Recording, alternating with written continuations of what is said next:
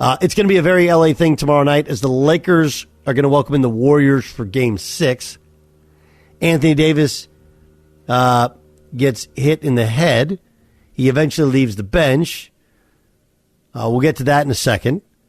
There's also flopping allegations against the Lakers, which, Steve Kerr said it. I believe it to be true. God bless them. They're flopping. They're selling it, and the officials were buying it. It was embarrassing in Game 4. Now, I totally understand that, there's a point there where you're like, well, if it works. Dennis Schroeder is, I think, the worst culprit of it. And the curling over the ball as if you got, hit by a Mack truck is laughable. My takeaway on it is, I think if you're Kerr, you keep pointing it out because there's going to be a boy who cried wolf thing here in this next game or 2 games. And I think it's going to cost the Lakers a game. I just do.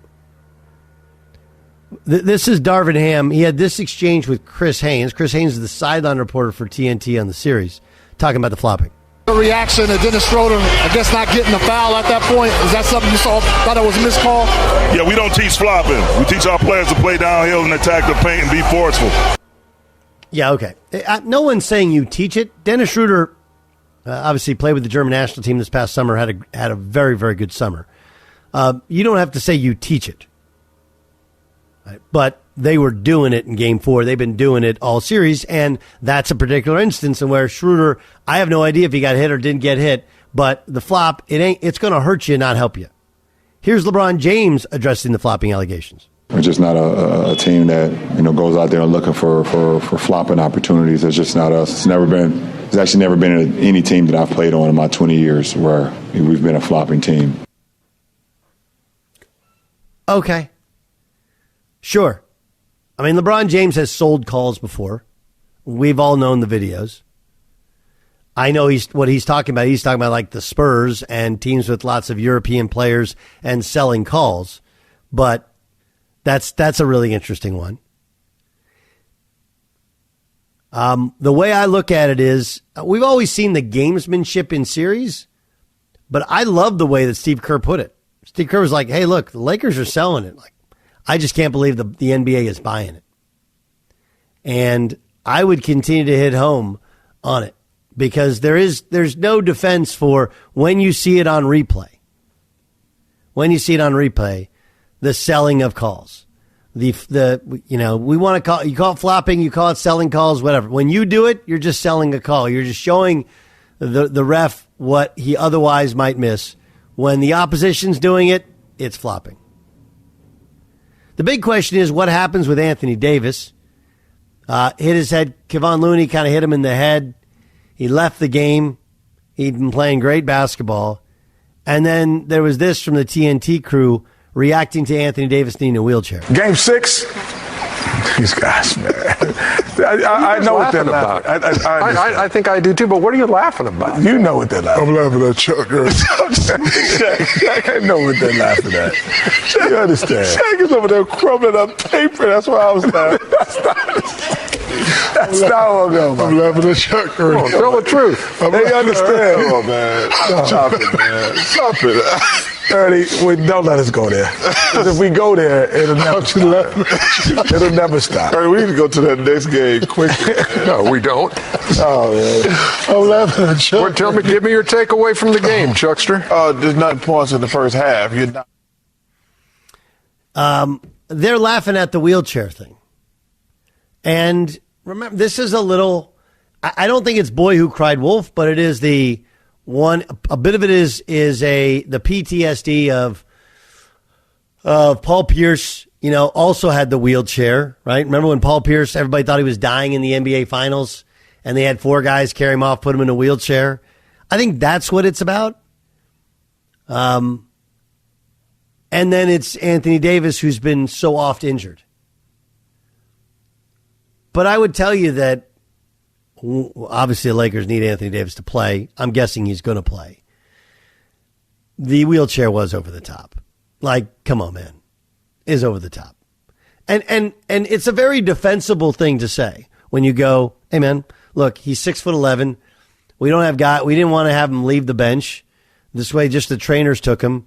and they popped him in the wheelchair, and no player had to leave the bench, and we just kind of wheel him on out of there.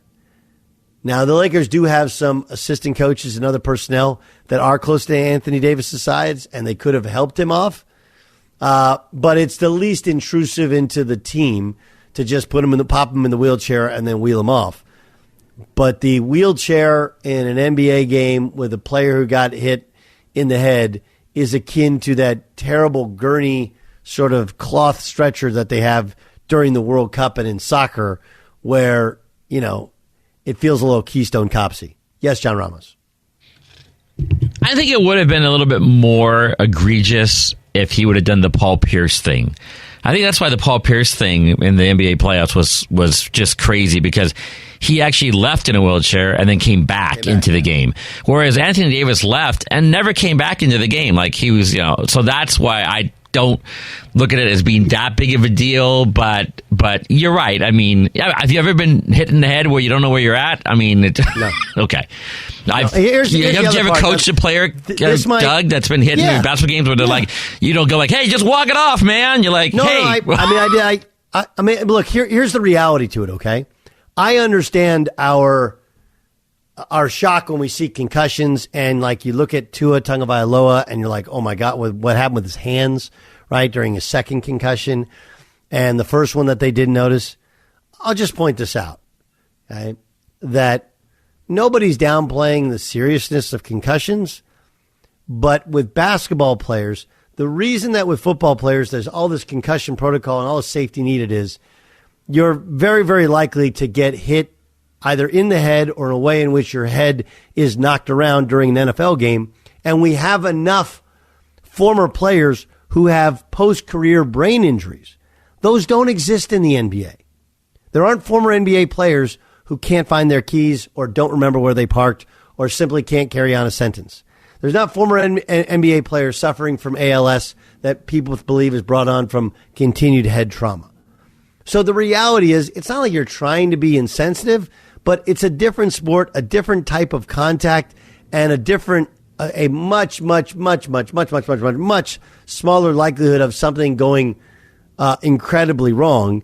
Case in point, just tell me the former NBA player, name one of them that suffered repeated head trauma that now is going through debilitating dementia or ALS or some sort of brain injury because of their time playing basketball. It doesn't exist. So that's why guys who are former players kind of make fun of it, because like, yeah, I got hit in the head. Don't get me wrong. Like, give him a chance. You want to be, but remember when LeBron said he was seeing 3 baskets and made one? Like, nobody made him go through concussion protocol. Because you're a basketball player. It doesn't make you tougher. It makes you far less likely to suffer repeated head trauma. In fact, it's incredibly unlikely. How do I know it? 100 years of basketball. You name the former player that suffered repeated head trauma that's going through brain issues. And it's also Anthony Davis.